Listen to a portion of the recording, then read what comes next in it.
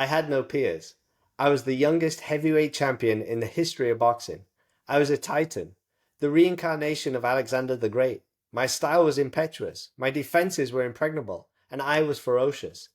I wanted so desperately to be humble, but there wasn't a humble bone in my body. And this is an excerpt from the book we're going to talk about today, Undisputed by Mike Tyson and Larry Sloman. Welcome to Performers, the podcast that takes you into the minds of the world's most extraordinary athletes, coaches, and performers. We're your hosts. I'm Dr. Greg Young, and you've just heard from Dr. Duncan Simpson, and as sports psychology experts, we'll guide you through the pages of their autobiographies, revealing the mindsets, strategies, and habits that propelled the world's best to the pinnacles of their fields. So Duncan, why this book today? Well, unless you've been living under a rock for the last 40 years, you've probably heard of the name Iron Mike Tyson. At one stage in his career, he was probably the most devastating, most feared, and most captivating boxer in the world. In the 80s and 90s, Greg, he was probably one of the most famous people on the planet and also probably one of the most infamous. He was a global sensation. He made more headlines probably outside of the boxing ring than he did on the inside, but that's not to take away from the fact he's widely regarded as one of the greatest heavyweights of all time. And this book, well, it's an absolute mammoth. It's over 600 pages, and we're going to do our best to condense it down. There's a lot of things in there that we can't cover in this podcast and actually aren't even relevant to kind of what we're trying to do here. There's some crazy stories, drugs, sex, violence, dealing with fame. So as always, we'd encourage you to click the link in the show notes, support the author, and buy the book. Lastly, a little bit of a disclaimer from me. The book contains a lot of strong language, and we've decided to leave that in. But if you're offended by strong language, or you're listening around your kids, we suggest you just kind of use your best judgment. So as usual, we're going to start right at the beginning and a little bit about his upbringing. And as you'll hear, it's a little different from some of the other athletes that we've touched on so far. He says, I don't know much about my family background. We were told that my biological father was Jimmy Curly Kilpatrick Jr., but he was barely in the picture. As time went on, I heard rumors that Curly was a pimp and they used to extort ladies.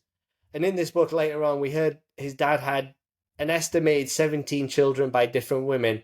And Tyson really doesn't go into too much detail about his siblings. He doesn't really mention them, and they weren't really part of his life. From what we can kind of understand. So that gives you a little bit of context to his dad. And this is kind of his early neighborhoods growing up.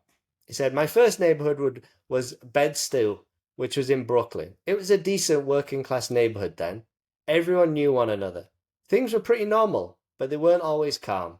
Every Friday and Saturday, it was like Vegas in the house. Mum would have a card party and invite all her girlfriends, many of whom were in the vice business. She would send her boyfriend Eddie to buy a case of liquor and then water it down and sell shots. My brother remembers, besides the hookers, there'd be gangsters and detectives. The whole gamut was there. Everyone would be drinking. She didn't smoke marijuana, but all her friends did, so she'd supply them with drugs. There was a recession and Mum lost her job, and we got evicted out of our nice apartment in Bed-Stuy. We wound up in Brownsville. You could totally feel the difference. The people were louder, more aggressive. It was very horrific, tough, a gruesome kind of place. We kept getting evicted in Brownsville too. That happened quite a few times. But for the most part, each time we moved, the conditions got worse. From being poor, to being seriously poor, to being fucked up poor. Eventually we lived in condemned buildings, with no heat, no water, maybe some electricity, but in wintertime, all four of us slept in the same bed to keep warm. She'd never take us to a homeless shelter, so we'd just moved to another abandoned building. It was so traumatic, but what could you do? This is what I hate about myself, what I learned from my mother. There was nothing you wouldn't do to survive. Whoa, so we're getting quite a detailed insight into his background. Doesn't know much about his dad. Very working class to say the least. He's moved into a tough area in Brooklyn. And we heard from Pat Summitt in the last episode. She was poor in rural South Tennessee, so quite a different background, I'd say. But she came from a pretty stable family unit, and I'm not sure Tyson had the same stability in his early days. I think when we talked about Pat Summitt in the last episode, I think without a doubt she was poor, right? When we think about it from the financial standpoint, but I think she was probably what we consider to be family rich. It sounds very much like he was pretty family poor there. It's really interesting that last sentence though. What I hate about myself, what I learned from my mother. There was nothing you wouldn't do to survive, and I think that's probably something that we'll see as he enters his boxing career a little bit later on. And he continues and he says, if I was scared to be in the house, I was also scared to go outside. By then, I was going to public school, and that was a nightmare. I was a pudgy kid, very shy, almost effeminate shy. I spoke with a lisp. I still feel like a coward to this day because of that bullying. That's a wild feeling, being helpless. You never ever forget that feeling. The day the guy took my glasses and put them in a gas tank was the last day I went to school. That was the end of my formal education. I was 7 years old, and I just never went back to class. So what we're hearing, Greg, there's a complete lack of structure in his life, obviously very little formal education.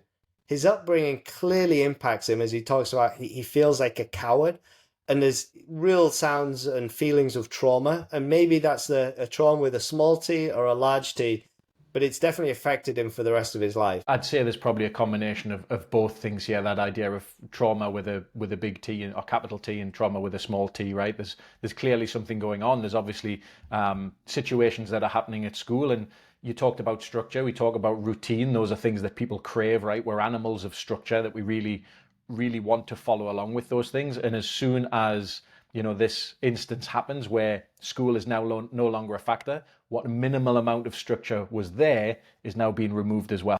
I got involved in a little house robbing heist. We'd go to school, eat breakfast, and then we'd get on the bus and train and start robbing during school hours. That was the beginning of me feeling like I belonged. I was a little kid looking for love and acceptance, and the streets are where I found it. It was the only education I had, and these guys were my teachers. Even the older gangsters said, you shouldn't do this, go to school, but I didn't want to listen to them, even though they had the respect in the streets. Now, we heard, I think, in episode 4, Dan Carter talking about after school, he'd go out with his friends and he was playing rugby every day, and it sounded like an idyllic time in New Zealand. There's a bit of a contrast here. I'd say it's a huge contrast. Whether this is something we could talk about, the sociology of small town New Zealand versus the inner city of New York. I think that's an interesting contrast we could look at. But the thing that really stands out to me is this sense of belonging that he's looking for. Right, he's doing these things in order to fit in order to feel like he's part of something, even though it is, without a shadow of a doubt, a really dysfunctional way to go about that. And we talked, I believe it was episode 1 with Andre Agassi, about the importance of us being social animals, trying to figure out where we are and wanting to belong to people within our peer group and making friends and feeling part of a larger collective.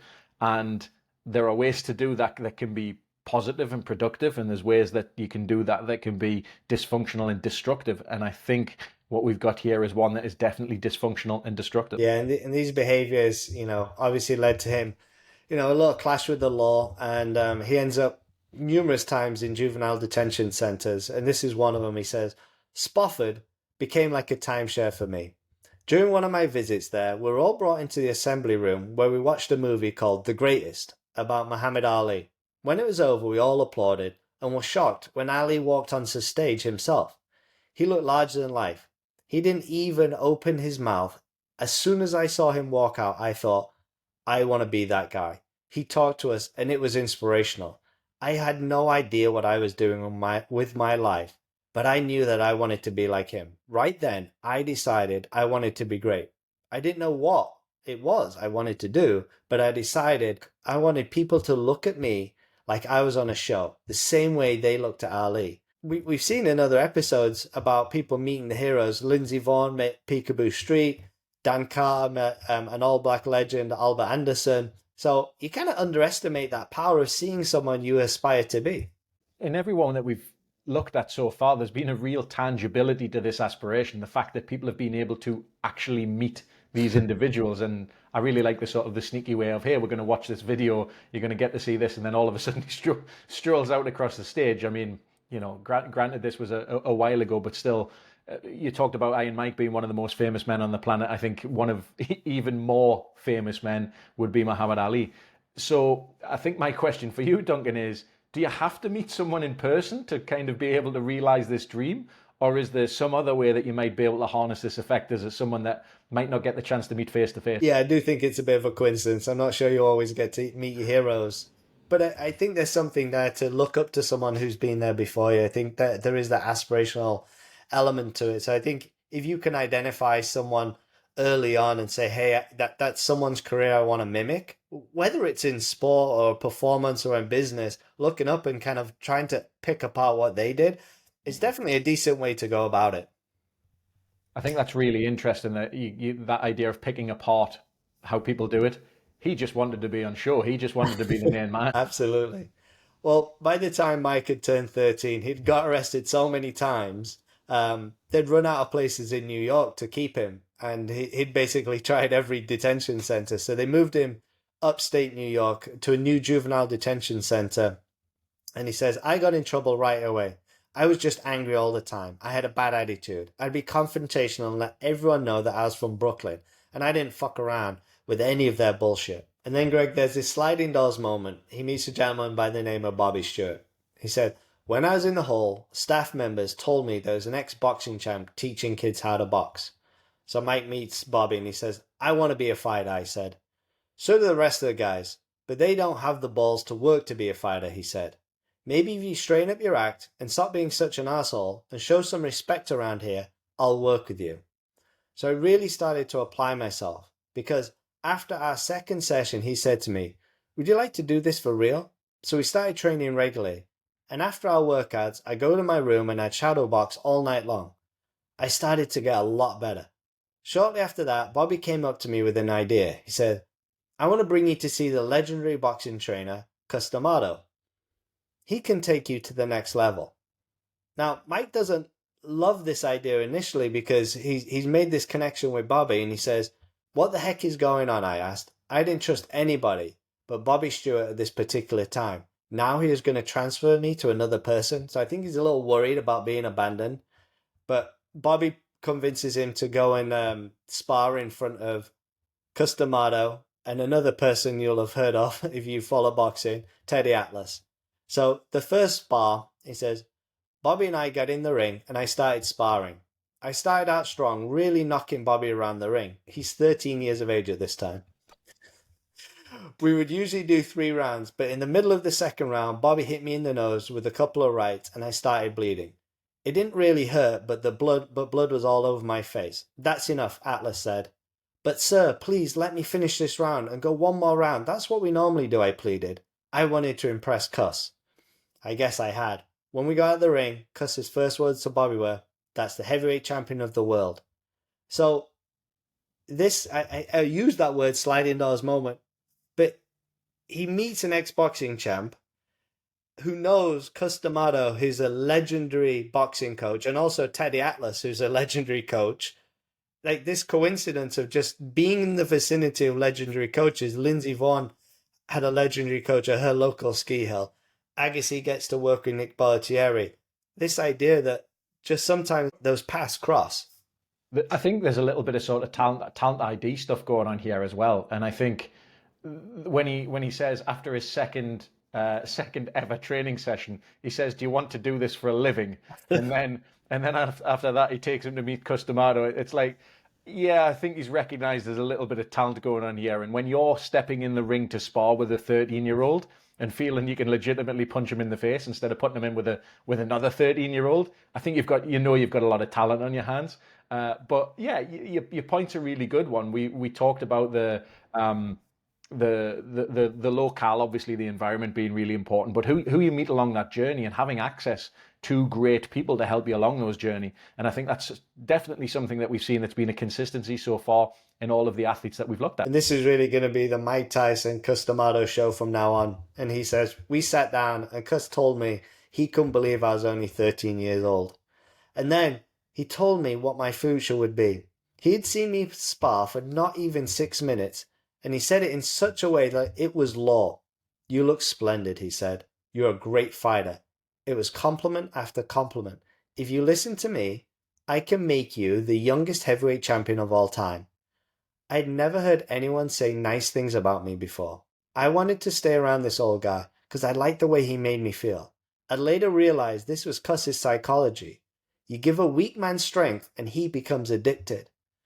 For me, I draw parallels with Agassi's dad, who really painted that picture from a very young age. You're going to be number one in the world and you're going to earn lots of money. And Cus is saying this after seeing him for 6 minutes. So having someone strongly believing you like that, and for Mike, he's never had anyone that said anything nice to him. That's got to completely change your frame through which you see life. I think there's the little difference that I recognize here between Agassi and Tyson is Agassi's dad was, you'll be number one and earn lots of money, whether you like it or not. that seemed to be the path that he was going down. It's interesting, Tyson coming from the background that he's been, maybe not having had any positive reinforcement of really anything that he's ever done, maybe because his behavior wasn't great to start with and you probably didn't want to positively reinforce it, but not necessarily having that figure in his life.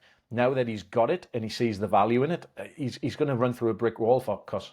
And he says, with Cus's words ringing in my ears, I felt good, like my whole world had changed. In that one moment, I knew I was going to be somebody. When I first started going to Cus's, we didn't even box. After I finished my workout with Teddy, Cus would sit me down and we'd talk. We'd talk about my feelings and emotions and about the psychology of boxing. He wanted to reach me at the root. We talked a lot about the spiritual aspects of the game. If you don't have a spiritual warrior in you, you'll never be a fighter. I don't care how big or how strong you are, he told me. We talked about pretty abstract concepts, but he was getting through to me. Cus knew how to talk my language. He had grown up in tough neighborhoods, and he had been a street kid too. And I think this is really important for anyone who's coaching and coaching aspiring athletes is meet your athletes where they are. You know, they come with a baggage, and that's not a bad word when we talk about baggage. They come with a history. They come with a lot of different experience, whether that is good, bad, or otherwise. And recognizing that, and I really think what stands out to me here is he's talking to him, and it feels like he's talking to him as an adult, even though he's a 13-year-old, might be slightly older at this point. But he's talking to him about spirituality. He's talking to him about abstract concepts.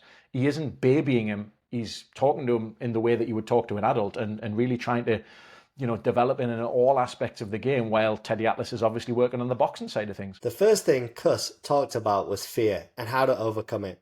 Fear is the greatest obstacle to learning, but fear is your best friend. Fear is like fire. If you learn to control it, you let it work for you. If you don't learn to control it, it'll destroy you and everything around you. So, one must never allow fear to develop and build up without having control over it, because if you don't, you won't be able to achieve your objective or save your life. I think Lindsey Vonn so far has really been the best performer we've kind of investigated in terms of managing that fear, Greg. I think you're right.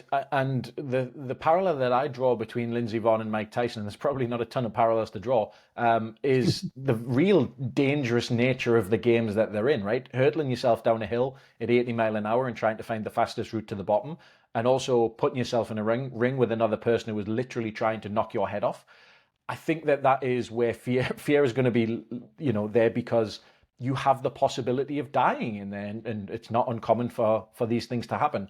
So I wonder whether that plays a role, that there is a real, you know, a real nature of fear and something that you have to overcome and something that you have to be brave at play here.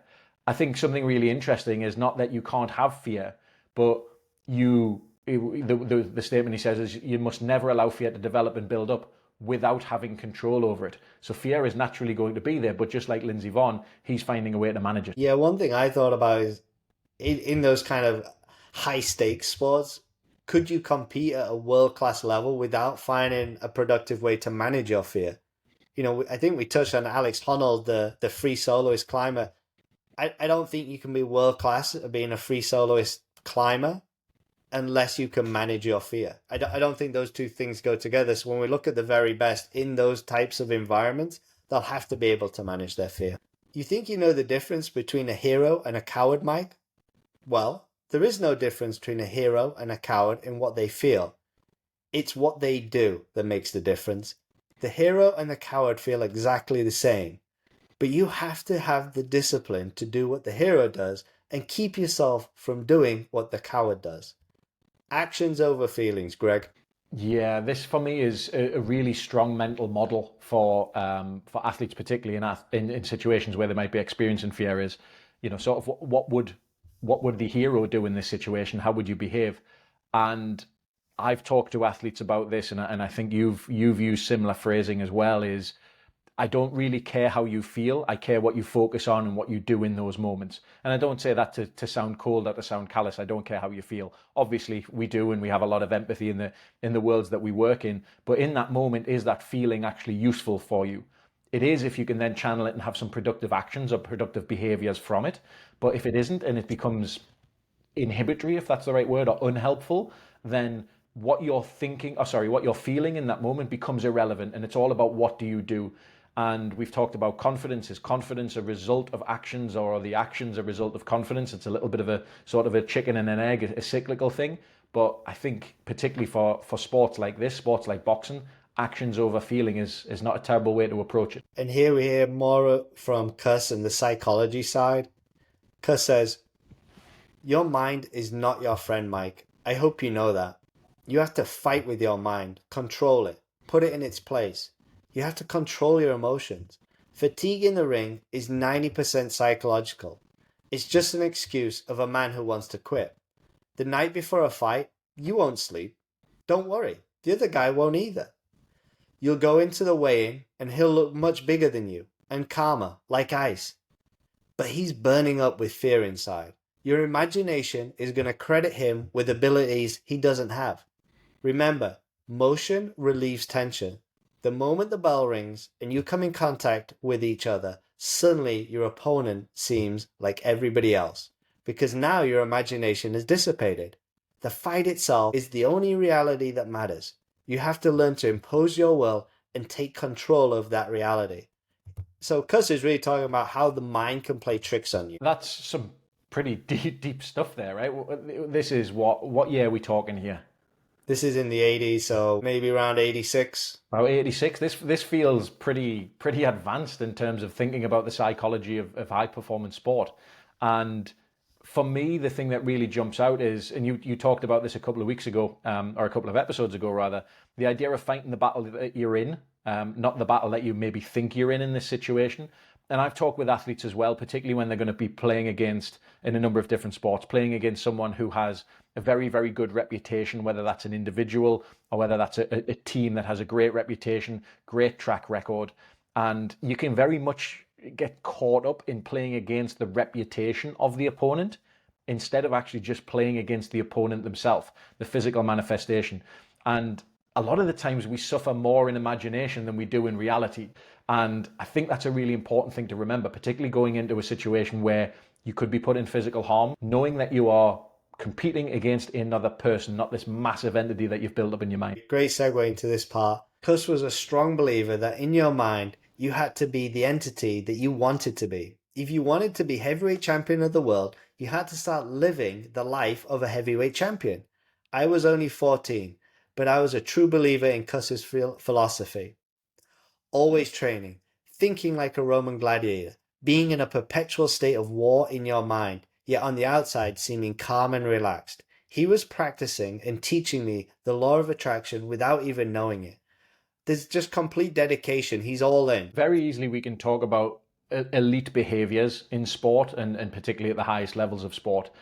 And I think what we need to recognize is that it's simply more than training and competing like a champion.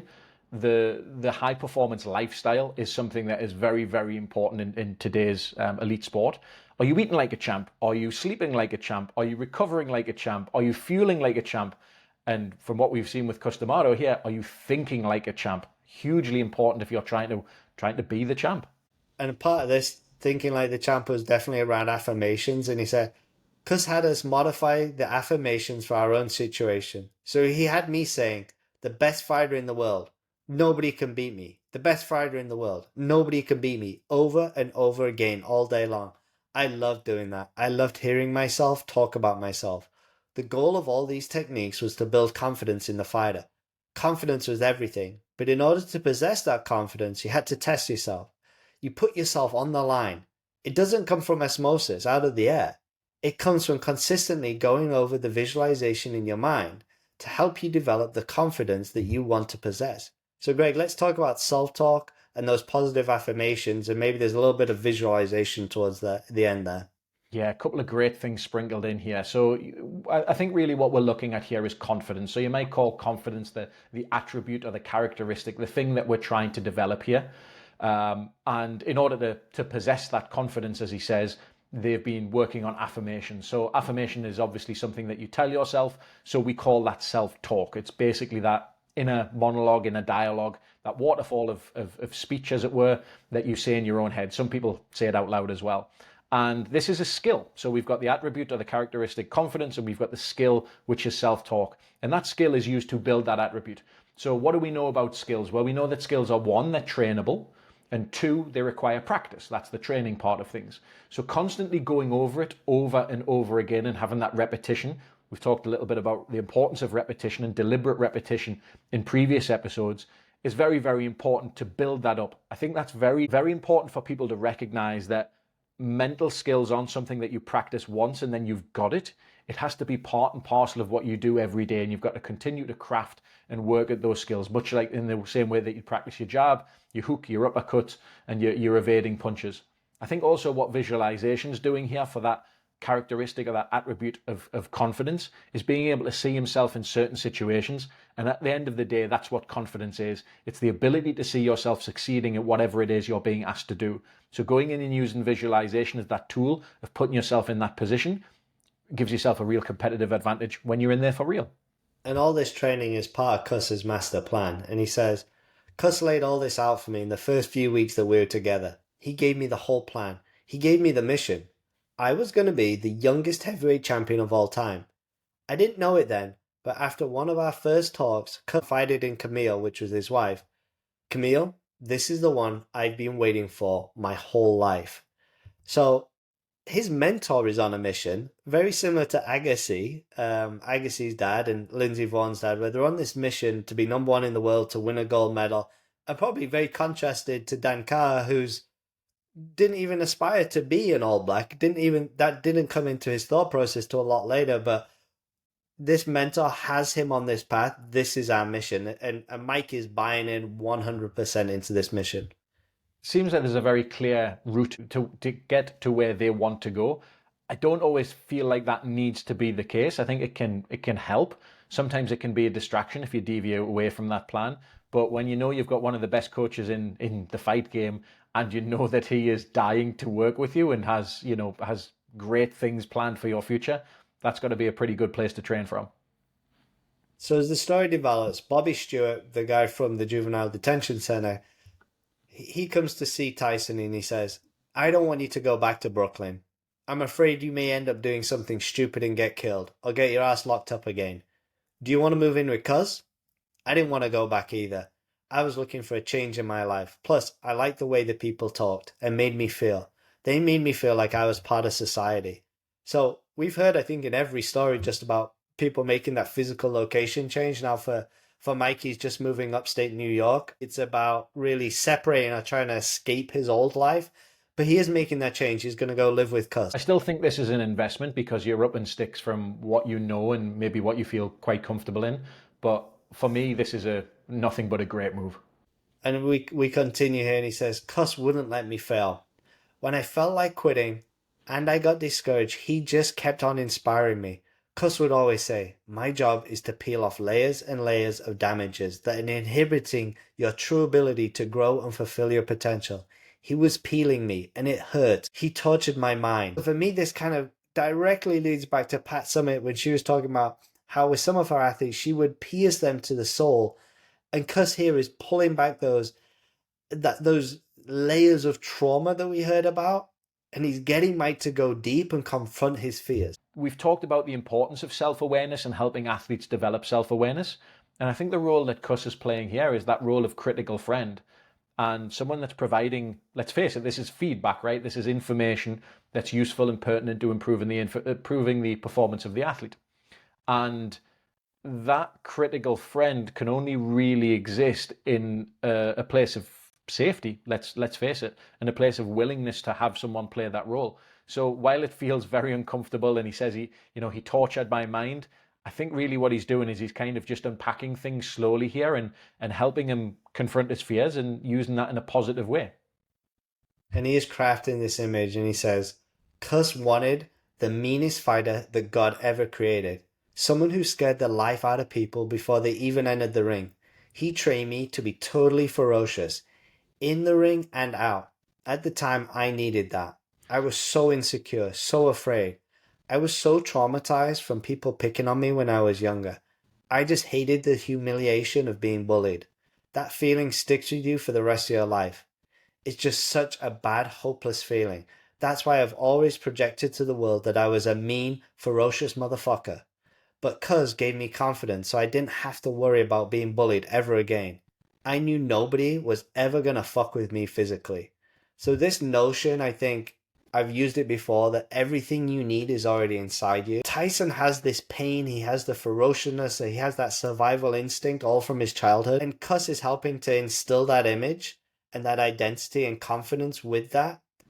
But I can't help but think, like, at what cost this image might have. Obviously, great ramifications in the ring, but that image of a ferocious individual that's mean, that doesn't work too well in society. No, I think that's probably if we say nothing truer in this podcast episode, I think that's it. It goes to this idea of what we call bracketed morality in sport, and that is we do things in our performance environment that we wouldn't ever dream of doing in regular larger society, right? So coming from a soccer background, you probably wouldn't think twice about kicking someone. You probably, as a tennis player, wouldn't mind pegging someone, hitting them with a tennis ball, or yelling something obscene across the net. As an American football player, you'll try and rip someone's head off, in order to stop them gaining a yard, but you'd never tackle someone going down the street. And as a boxer, your job is to literally knock the other person unconscious, if you can do that. And that is not a transferable skill into many other realms in society. It really isn't. So yeah, I think it definitely comes at a cost to make someone and sharpen their skills and make them basically into a weapon that is there to essentially seek and destroy when they get into the ring. There's no escaping that that's going to have an impact outside of the ring. No one can simply switch that off. Yeah, we'll definitely dive into some of that later on. So Mike's up in the Catskills, upstate New York, and he says, everyone thought I was up there with this old sweet Italian guy, but I was there with a warrior, and I loved every minute of it. I was happy to be Cus's soldier, and it gave me a purpose in life. I liked being the one to complete his mission. I started training even harder, if that was possible. When I got home from the gym, I actually had to crawl up the stairs. Cus would run some incredibly hot water into a little porcelain tub and then pour some Epsom salts in. Stay in there as long as you can, Cus said. I had tunnel vision mission, and I never deterred from it. I can't even explain that feeling to other people. So we're really hearing he is on a mission, and he has got, we talked about blinkers on, and he's on this singular focus. I think singular focus for sure. There is a destination up ahead, and they are working to do everything that they possibly can in order to get there. And I think it's interesting when you talk about focus. Obviously, it's very important to have focus because that gives you a clear idea of what it is you're actually pursuing. So you've got the object of the focus. But what that also allows you to do is to realize that you can remove all of the extraneous things that aren't that thing. And what do we call those? Well, those are distractions. So I think him going and living with Cus and going into this environment where he's literally eating, sleeping, and breathing boxing. Yes, it's that singular focus, but everything else vanishes from the periphery, and that just allows him to do what he needs to do. And he said, I never had the privilege of enjoying boxing as a sport or as something to do for fun. Cus was an extremist, but I was just as extreme. I was a kid who had no hope, but if you give me a glimmer of hope, you're in trouble. I take it to the moon. I was an extremist. If we got snowed in, Cus trained me in the house. At night, I'd stay up for hours in my room shadow boxing. When I wasn't training, I was watching old fight films for at least 10 hours a day. That was my treat on a weekend. Besides watching old fight films, I devoured everything I could read on great fighters. When I started studying the lives of the great old boxers, I saw some similarities to what Cus was preaching. They were all mean motherfuckers. Dempsey, Mickey Warder, even Joe Louis was mean, even though Louis was an introvert. I trained myself to be wicked. I was insecure. I wanted glory. I wanted to be famous. I wanted the world to look at me and tell me I'm beautiful. I was a fat fucking stinking kid. I used to ask Cuz, what does it mean to be the greatest fighter of all time? Most of those guys are dead. Listen, they're dead, but we're talking about them now. This is all about immortality. This is about your name being known until the end of time, he said. It's really interesting. I wonder, do athletes do it these days with that kind of obsession of the history and the greats like they perhaps did before? So you're saying learning from reading the stories of the best to do it? Sounds like a fantastic idea, but will it ever catch on? And just as a reminder, you're listening to Performers, where we guide you through the pages of their autobiographies, revealing the mindset, strategies, and habits that propelled the world's best to the pinnacle of their field. It's a great idea. Someone's got to jump all over it. You're absolutely right. You're I do just want to absolutely make the point that I don't think fun is a prerequisite for sport. I think it is obviously a wonderful thing to have and something we constantly encourage, particularly coaches, to include in their sessions. But I would also make the argument that Agassi's pathway didn't really sound like a ton of fun. And I mean, I think the opening paragraph that you selected in that episode was basically him saying, "I hate tennis. I've always hated it, and I don't want to do it." Yeah, you're right about that one. Not everyone loves the sport that they excel in. Now, Iron Mike was human, and he says right before, and this is right before his first fight, I was so scared that I almost left. I was thinking about all the preparation that I had undergone with Cus. Even after all the sparring, I was still totally intimidated with fighting someone in a ring. What if I failed and I lost? I'd been in a million fights on the streets of Brooklyn, but this was a whole different kind of feeling. I was born in hell, and every time I won a fight, that was one step out of it. The other fighters weren't as mean as I was. So for me, this idea, he's got this bigger purpose. He's driven by this desire to have a better life, but he's scared. I think so. And, it's often said that boxing is a way out of the quote unquote ghetto. Is there something in that might benefit performers that aren't necessarily coming from a similar set of circumstances, trying to claw their way out of these unfavorable circumstances? Is there anything that other performers might be able to take from this mindset or mentality? Yeah, for me, I'm not sure it's about kind of poor versus privilege so much, but rather recognizing that from certain backgrounds may provide people with different opportunities. And if you're from a certain set of circumstances, that may instill a different motivation. Like Mike's got a motivation, very intrinsic motivation, but it's burning from a very different focus point to other people. I think sport and athletic opportunities open to a young Mike Tyson were obviously limited. Like he's not going to be a tennis player from inner city Brooklyn. Like he's not going to have those opportunities. So money is an obvious barrier into sport for some, and we can't ignore that. But I think it doesn't mean if you come from a privileged background, you cannot derive motivation from your upbringing. It's just maybe looks different to people who come from different circumstances. It's not all plain sailing for Mike, and he has an early loss as an amateur. Cus might have thought that this loss shook my confidence and my desire, because when we got back to the Catskills, he gave me a little lecture. Look at the champions you've read about in all these books. At some time early in their careers, a number of them suffered knockout losses, but they never gave up. They endured. That's why you're reading about them. The ones who lost and quit, well, their demons will follow them to the grave, because they had a chance to face them and they didn't. You have to face your demons, Mike, or they will follow you to eternity. I like that, Greg, that idea that, everyone kind of will come up against failure, and it's how do you face up with that failure when it does arise? Failure is important. We talked about the idea of success leaves clues, and that's what we end pretty much every episode on. But failure leaves clues as well. And there's a sort of a phrase or the idea that you either win or you learn. I hear people saying this all the time, and I think it's come from sort of the positive psychology world. And to be quite frank, I'm not that big of a fan of this sentiment, because it almost assumes that it happens regardless. So I either win or I learn, and either of those is going to happen automatically. What we do know about learning is that it's an active process that involves a specific intention to modify and direct your future behavior. So you either can win or you can learn. I think that's more accurate. You win or you can learn. If you don't have a process to learn and take that information on board and use it to direct your future behaviors, you're not learning anything. It's about going after and hunting the good stuff, hunting where you need to make improvements, and then applying that. I think that's a more apt way to put it. So we'll jump ahead to his first pro fight outside of Albany, and he says, on June 20th, shortly before my 19th birthday, I fought Ricky Spain in Atlantic City.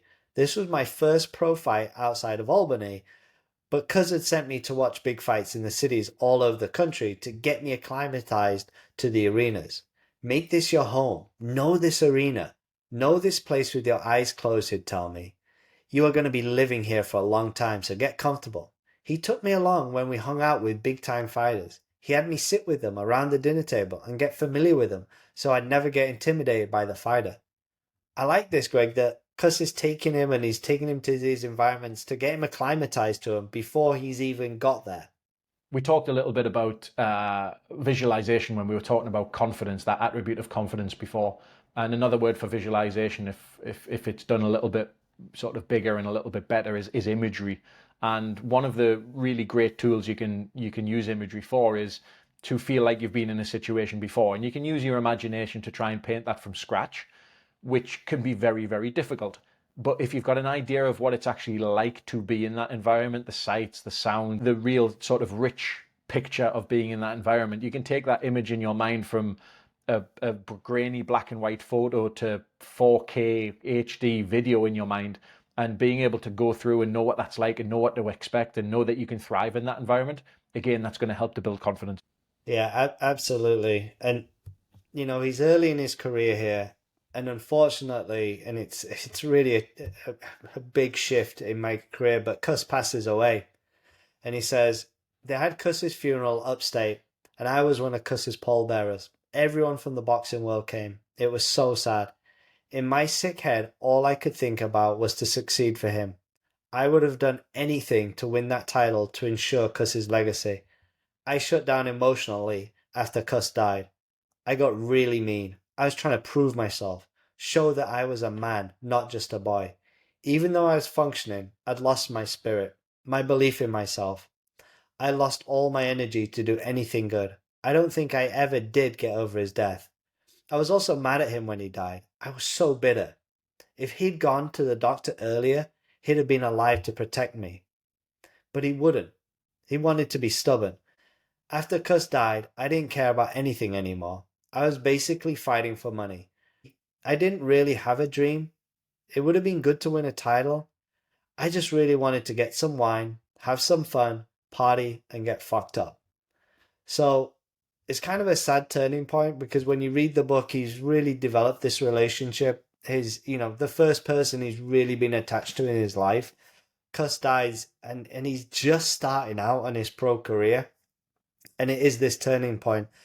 And it's the only person who's been in his corner has now died, and he's bursting onto scene, and there's nobody to take care of him, and there's nobody to mentor him. I think Cus has been more than just a coach here, right? I think he's been a coach, he's been a confidant, he's been a mentor, he's been a landlord. He's played all of those roles, and it makes me wonder whether when you are so heavily reliant on one person, is there a shadow side to this support where you've got an athlete that is so dependent on the coach that they struggle to cope without them, right? This is to the nth degree. Even in just performance environments, we see athletes that maybe can't make decisions without getting information from the coach within the moment. Could Cus have allowed maybe a little bit more autonomy for Mike and maybe given him the ability to build some self-regulation skills here, or is that too big of an ask? It's a good question. I wonder if young Mike could have handled autonomy, whether he needed that structure, whether he needed that clear vision and that guidance. So not long after Cus passes away, he gets his opportunity to fight for the title, and he says, soon it was official. I was to fight Trevor Berbick for his title on November 22nd, 1986. It meant more to me when the great former champion Jake LaMotta made his prediction. Without a doubt, the next heavyweight champ of the world, Jake said when he came out and hugged me. You keep it up, pal. You're going to be like Joe Louis, Marciano, maybe even better. My heart soared when I heard this. And he has a conversation with Jake LaMotta and he says, keep yourself busy and make believe you're in jail for a couple of years, Jake said. Stay away from all the garbage out there. There's a lot of garbage out there. Why does it have to be garbage? I asked. Unfortunately, guys like you and I, we attract garbage. And for me, Jake's kind of giving this little bit of premonition about protect yourself, Mike. Watch out for the people who are coming for you. Yeah, I think Mike might have misheard the make believe you're in jail for a couple of years because we know he's got a bit of a checkered past when it comes to that. Yeah, I think that's learning from someone who's been there, done that, right? That can provide you with a little bit of information that might help you avoid some of the mistakes that they've made in the past. Mike has a couple of new managers, and he says Jimmy and Kating gave me a VHS tape of Berbick's fight against Pinkton Thomas, the fight he won to become champion. I watched it and reported back to Jimmy. Was that tape on slow motion? I was so arrogant. But at the time, I really felt my time had come. In my sick head, all the great all-time fighters and the gods of war would be descending to watch me join their company. They'd give me their blessing and I'd join their club. I just wanted to decimate Berbick. I wanted to take him out in round one. I wanted to hurt him real bad. I was such a prick at the weigh-in. I was glaring at Berbick every time he was within sight. He'd come over to shake my hand and I'd turn my back on his outstretched hand. When I caught him looking at me, I'd bark, "What the fuck are you looking at?" Then I told him I was going to knock him out in 2 rounds. I was so disrespectful, so offensive. For some reason, I just didn't like Berbick at the time. Plus, I wanted that belt. The green-eyed monster set in. So he is going after that belt, and we're seeing him. He's not particularly nice person at this stage, Greg. I think that's a fair statement to make. I think the thing that jumps out to me here is that he's starting to get a little bit of envious of people that are in possession of the thing that he is starting his journey on towards getting. And what that does to motivation is definitely directed externally. So it's about who's got the belt, how do I take it from it? That belongs to me. And it's starting to become about the accolades and getting away from maybe what Cus was teaching him. He says, I went through the ropes and I started pacing around the ring. I looked out at the crowd and I saw Kurt Douglas, Eddie Murphy, and Sly Stallone. A few minutes later, Berbick entered wearing a black robe with a black hood. He was projecting cockiness and confidence, but I could feel it was all a facade, an illusion. I knew that this guy was not going to die for his belt. And Tyson wins in the second round by TKO. And after the fight, he said, someone asked me who my next opponent would be. And I said, I don't care who I fight next, I said. If I'm going to be great, then I'm going to have to fight everybody. I want to fight everybody. You have to understand that I was still only 20 years of age. When you think about it, a lot of my friends were only 15 or 16. That wasn't a big age difference. Now, all of a sudden, because I'm champion of the world, everyone expected me to be a totally different guy because of a title and what it represents. But I was just a little kid having fun. So you get a little insight there. He's heavyweight champion of the world. And he's saying, I've got friends that are 15 and 16 years of age. Well, the goal was to make him the youngest heavyweight champion of the world, and I guess that comes with some baggage. And what I like here is the sentence: "If I'm going to be great, then I'm going to have to fight everybody. I want to fight everyone." And I think that's actually strangely a mature sentence, where maybe maturity isn't the strength here. That is the truth. If you want to be the best, you've got to beat the best, and in order to get to the heavyweight championship and then defending your heavyweight championship, you're going to, by definition, have to fight the best in the world to do that. And I think that's a really mature position to be in for someone who is so young and has friends that are only 15 and 16. By the time I won the belt, I was a truly wrecked soul because I didn't have any guidance. I didn't have Cus. I had to win the belt for Cus. We were going to do that, or else we were going to die. There wasn't any other way I was leaving that ring without the belt. All that sacrifice, suffering, dedication, sacrifice, suffering, day by day, in every way. When I finally got back to my hotel room early that morning, I looked at myself in the mirror, wearing that belt, and I realized I had accomplished our mission. And now I was free. But then I remembered reading something Leonard had wrote in one of Cus's books. Freedom is a very dangerous thing. We ration it very closely. That was a statement that I should have taken into consideration in the years that followed. So let's circle back to that idea of autonomy and freedom, Greg. Everything in moderation. I think that with freedom is the possibility of doing things to excess. I think that's what's happening here. I think freedom to make choices, but also then make the correct choices and the correct decisions is a wonderful thing. Freedom unabashed with no guidance and maybe even the wrong people around you guiding you in the wrong directions in excess, I don't think that sets anyone up for any form of success on any metric. Yeah, we're definitely going to hear about some of that. And he said it was the first time we'd ever set a goal and gone through all the blood, sweat, and tears to accomplish it. Now I could be mentioned in the same breath as Joe Louis and Ali. I wanted to bask in that, but I felt guilty and empty. I felt like a trained monkey. Everything I did now was critiqued. Everything had to be premeditated. I'd go on a talk show and they didn't want me to wear nice jewelry. Steve actually asked me to take off my matching gold bracelets. I didn't want to live with restrictions like that. I didn't become the heavyweight champ of the world to be submissive nice guy. Jimmy and Caton wanted me to be another Joe Louis, not Ali or Sonny Liston. They wanted me to be a hero, but I wanted to be a villain. The villain is always remembered, even when he doesn't outshine the hero. Even though the hero kills him, he makes the hero the hero. The villain is immortal. Besides, I knew that Joe Louis' hero image was manufactured. In real life, he liked to snort cocaine and screw lots of girls. I wanted people bowing at my feet. I wanted people catering to me.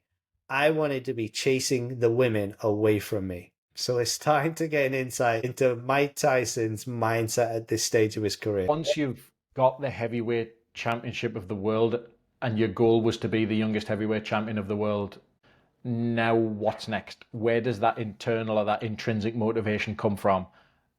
Right now, nowhere. Everything is external. It's all about the fame and the fortune and that, I guess, the desire to be immortal. Really weirdly just dropped into my mind there is the kind of the Roman gladiator, and maybe the Roman gladiator enjoying the kind of the spoils of war, as it were. Sounds very much like that's lining up. Yeah, absolutely. And although he says he's a bad guy, there's also glimpses in this period whereby he doesn't forget where he comes from. He said, once I began making a lot of money in boxing, I got the reputation as being Robin Hood in the hood. People who came from where I come from had a responsibility to take care of their friends, even if it was 20 years later. This was a really fucking downtrodden, drug infested, gang infested, sex infested, filth infested neighborhood. And you're from this cesspool, you know? Just giving them money and helping these people, it doesn't solve their problems, but it makes them happy. So he's going back, giving a little bit back to his neighborhood. But there's also this other side. He's living in a wild kind of fantasy life. And he says, after a while, I put together a Rolodex of girls in different cities. I had my Vegas girls, my LA girls, my Florida girls, my Detroit girls. Oh man, why would I want to do that? I was just totally off the track. I was burning the candle at both ends, training hard and partying just as hard as I was training, drinking, fucking, and fighting with these women all night. Just stupid, selfish shit that you do when you're a young kid with some loot. He really is young. He's really famous, has got a lot of money, and we can see he's going off the tracks here. And it's no surprise he's, for all intents and purposes, he's a teenager. Yes, he is certainly in a man's body, and he's probably been in that body since he was 13 or 14. But we're dealing with the brain and the structure of the brain and the psychology of a teenager. What do we know about teenagers, Duncan? Well, I think he's 20 at the time, but he's still probably 4, 5, or 6 years off a fully developed prefrontal cortex. So his brain is not fully developed at this stage. So what do we know about kind of that, an underdeveloped prefrontal cortex? Well, we know that at that age, they have real trouble predicting or understanding consequences of actions. We know from the kind of research studies that they have heightened positive emotion, heightened positive states of arousal, which he's talking about drugs, alcohol, sex. And these are all indicators that he's likely to participate in risk-taking behaviors. And interestingly, studies show that it's not actually just the perception of risk, but it's the anticipation of the rewards despite the risk. So it's gratification is at the heart of kind of young people's impulsivity. So in other words, he understood some of the risks, but the potential rewards just outweigh it. I mean, he came from nothing.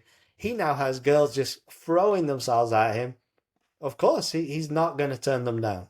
When temptation's around every corner and you're lacking the literal hardware to be able to make potential rational decisions, yeah, you're going to go down some interesting paths. Yeah, and we hear early on here he's got another fight coming up, and he said, I'd been out of action for over 3 months, the longest layoff in my career to that point. Action in the ring, that is. Now it was time to grab another belt. James Bone Crusher Smith was the WBA champion, and I took him on in Vegas on March 7th. I didn't go into this fight 100%. I was suffering from a pinched nerve in my neck that would haunt me for years. So I was in a bit of pain, but I walked into the ring like I owned the place. I thought the ring was my home, and it was where I lived, and I was totally comfortable in its circumference. But I still wasn't much of a seasoned fighter. My ego was so out of whack then. I felt like John McEnroe. Fuck you, who cares? I had so much respect for him. He was a beast, and that's just how I felt.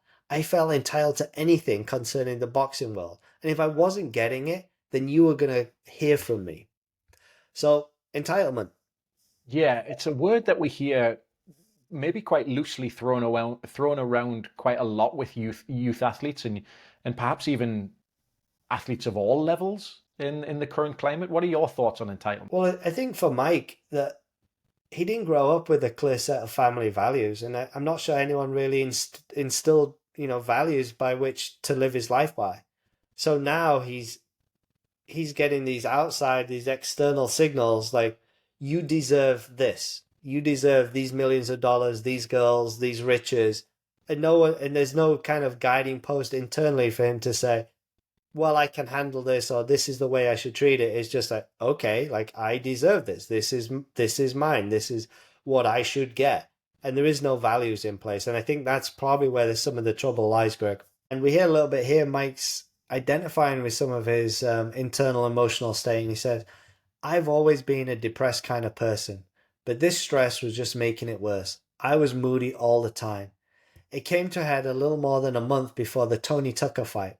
This was going to be the biggest fight of my career, the fight to unify all three titles. I pulled Steve Lott aside one day in the gym. I'm going to retire, I said. The pressure was getting to me. Big clumps of my hair were falling out from alopecia, a nervous condition. I didn't even care if I got a third belt. I was stressed out just from walking down the street. So here, this idea of that give and take, he's absolutely, one of the most famous people on the planet. He's heavyweight champion of the world. He's right at the top of the fight game. He's about to unify the belts, and he's talking about retirement. I guess he flirted with retirement a bunch of times as well, and it sounds very much like Tyson isn't enjoying this, maybe the spotlight and being who he is. I think he's probably enjoying the boxing side of things, but everything else that's coming along for that ride, maybe not so much. And I think really what jumps out to me here is there's a real lack of stability outside of the ring for him. And, I talked a little bit earlier about that high performance lifestyle, champion's lifestyle. Are you eating, sleeping, and doing all of the things that you need to do like a champion? Is Mike living a champion's lifestyle at this point? It really, really doesn't sound like it. And you talk about that champion's lifestyle. Well, maybe this is champion's lifestyle for some people, but it's probably not going to be optimal for your performance. And he says, when I wasn't training, I'd wake up and open a bottle of champagne and order some caviar, some lox, and some egg whites. I'd have one or two beautiful women in the bed, and I'd put on some Billie Holiday on the stereo. I was living in a fantasy world. I never had to wait in line to get into a restaurant or a club. I'd date beautiful models, hang out with jet setters.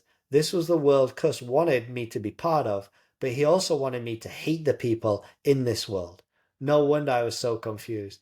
To be honest, I wasn't meant to be a famous guy. When I recount these stories, I can't believe what a disrespectful, ignorant monster I was then.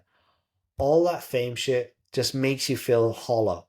If you're not grounded, add on all that boozing and the girls, and it began to affect my performance. So I think he really highlights here there's just a lack of grounding. Perhaps, again, maybe a lack of solid values. He doesn't know how to handle this lifestyle. Clearly doesn't know how to handle it, clearly isn't handling it, and it's having an effect on his performance. I can't say I'm really that surprised. So jumping ahead, we have the Spinks fight in '88. And he says, But all these distractions made me more focused in the ring, where I could escape this bullshit. I was knocking out guys right and left during sparring. Right before the fight, I was back to my usual self. Spinks entered the ring first. I decided to work on his mind a little bit, so I entered the arena to the sound of funeral music. I walked slowly up to the ring. I looked at the audience like I wanted to kill them. I just wanted to create this whole ominous atmosphere of fear. I was 100% aware of the audience when I was moving. Every thought was to project my killer image. Here he's kind of refocused a little bit. We're back into the boxing and he's very much in control of how he wants to manage this entrance and how he wants to project himself. So he's got a strong self-awareness around the psychology part. I think really what this highlights for me is the importance of having an understanding of how you want to perform mentally and what sort of frame of mind or zone you want to be in going into that and doing all of these little things. And yes, it obviously, and the boxing world is very theatrical and it has these personas and you've got walkout music and all of this sort of stuff that you just don't see in other sports. The pageantry is the part that people like, but using that as a lever that you can pull on as a basically a performance enhancer. I really like that. He has a really good performance against Spinks, knocks him out 1.5 minutes into the first round. So at this time in his career, the infamous Don King enters the picture, and he says, "And then I got caught up with another piece of shit, Don King. Don is a wretched, slimy, reptilian motherfucker. He was supposed to be my black brother, but he was just a bad man. He was gonna mentor me, but all he wanted was money. He was a real greedy man. I thought I could handle someone like King, but he outsmarted me. I was totally out of my league with this guy." Without sounding egotistical, the whole Tyson thing was too big for Jimmy and Bill. It was probably even too big for Cus. They never saw anything like me. Nobody in the entire history of boxing had made as much money in such a short period of time as I did. I don't know how he would have handled such a thing. It was just Don got to me. If it hadn't been Don, it would have been Bob Arum or someone else. So when I started hanging out with Don, boom, the whole public persona of me changed. Now I was the bad guy. Then I created that Iron Mike persona, that monster, and the media picked up on it. The whole world was afraid of that guy. That image of being a big bad motherfucker was really intoxicating. But inside, I was still just a little pussy. This scared kid who didn't want to get picked on. But I had to play that role, and I didn't know what else to do. So we've talked about great mentors who guide us on our path to greatness. But on that path, Greg, there can also be those that might take us in the opposite direction. So you've got to be careful about who you surround yourself with. That idea of pick your team wisely. We saw this working positively for Agassi in episode 1 when he sort of almost went on tour with his entourage, he called it, but it wasn't an entourage in the traditional sense of sort of hangers on, as it were. Everyone in that team had a specific role and played a part in Agassi's success and had a very deep relationship with him. Here we're seeing the exact opposite. And I think you're right. You've just got to pick the people that you surround yourself with really wisely. We know that the people that we spend the most time with are going to have the biggest impact on who we are and the things that we do. And it's unsurprising if you surround yourself with good people, often good things happen. And if you surround yourself with bad people, often bad things happen. And we see him draw these kind of parallels, how Don and Cus D'Amato were really, opposite people. And he said, Cus was always trying to get me to transcend myself and separate myself from my ego, get out of my own head. But it was hard. Hey, I deserve that car. I deserve that mansion. I deserve that bad bitch. When I got with Don, I have to have top of the line cars and lots of them. I was getting the best Lamborghinis and bulletproof Hummers. I was going to Bristol to the Rolls Royce factory and they were designing some custom rolls for me. Cus wouldn't have approved any of that. Everyone was always jealous of me because I used to throw out my wealth in their faces. Yeah, I did share. If I ate, everyone around me ate. But they were still jealous. In all of my houses, everything was Versace. From the furniture to the walls to the comforters to the sheets to the towels to the ashtrays to the glasses and plates. I was living out fantasy. He's kind of disconnected from the real world. Like, Cus wouldn't have allowed him to do some of this. Don's all in. Don's wanting to earn as much money as possible, and he's just living in a fantasy world here. It feels a little bit like hearing an addiction, and it very much sounds like in this moment Don King is an enabler of that addiction. And that I think Mike's obviously going to have a really hard time turning these things down. Maybe it goes back to that values conversation we had earlier, but having someone that enables you and having a method to feed that addiction makes it very easy to go down a slippery slope. And he's continuing to fight, and in 1989 he faces Frank Bruno, and he says, "But I was in no shape, especially mentally, to fight. Bruno should have kicked my ass. I just didn't care anymore. I was tired of fighting. I didn't have Cus's system in my head. I didn't train particularly hard for the fight. I'd sparred with Bruno when I was 16 at Cus's, and I'd gotten the best of him then. I had no strategy to fight him. I knew I could pick off his jab, and he couldn't hurt me with his power punches." And he wins by TKO in the 5th round. He continues, "They all thought I was crazy. I wasn't training. I was partying too much. And then, having barely trained, I'd go to a fight and I'd still knock him out. I really believed that I was the baddest man on the planet. I didn't care what anybody else thought about me. I was just living every day the way I wanted to. I was like a cowboy gambling with his life. I wanted to be the villain. I'd become that person." Boxing Illustrated magazine published an article, "Is Mike Tyson becoming the most unpopular heavyweight in history?" So he's really, Greg, he's created that image of being the villain, and he's not training, but he's still winning. I mean, I mentioned the idea of throwing eggs at the wall in the brown paper bag and pointing to the one that didn't break and saying, "Ta-da, this is not a good system to not train for fights, but still be good enough to just go out there and demolish people." This is not something that you'd promote with any performer. This is definitely a cautionary tale, and I certainly wouldn't have anyone emulate this. So as you said, not training is not a recipe for success. So on January 8th, 1990, I got aboard a plane to fly to Tokyo, kicking and screaming. I didn't want to fight. All I was interested in then was partying and fucking women. By the time we left, I had put on 30 pounds. King was so worried about my weight that he offered me a bonus if I could make my usual weight when we fought in a month. I didn't consider Buster Douglas much of a challenge. I didn't even bother watching any of his fights on video. I'd easily beaten everyone who he had knocked out. I didn't train at all for the fight. Anthony Pitts was there with me, and he would get up early in the morning and run with my sparring partner, Greg Page, but I didn't feel like it. The day before the fight, I weighed in at 220 pounds, my heaviest fighting weight to date, but I still got my bonus. The day before the fight, I also had 2 maids at the same time, and then 2 more girls, one at a time the night before the fight. I wasn't following the story, but apparently Douglas had a lot of motivation to do well in the fight. In July of 1989, his wife left him. His baby mama got a terminal disease, and early in January, while he was in camp, his mother died. I didn't know any of this, and I didn't care, but HBO were making a big deal about Douglas fighting for his mother. But my arrogance at that time was such that I would have said that he was going to join her that night.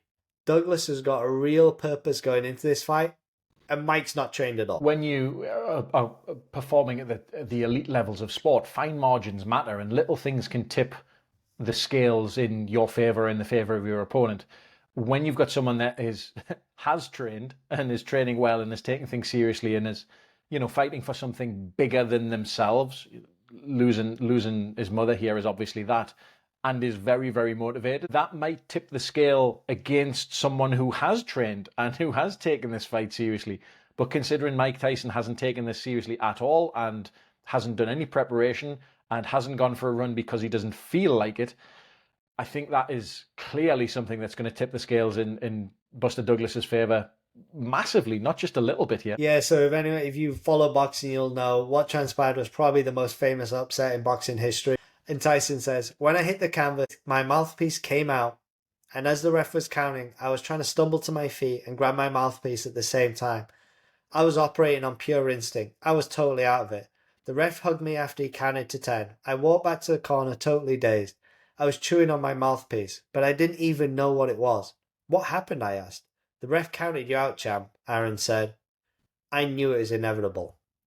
I believed in Cus's theory that the only thing wrong with defeat is if you learn nothing from it. Later, I would tell people that my best fight ever was the Douglas fight because it proved that I could take a beating like a man and rebound.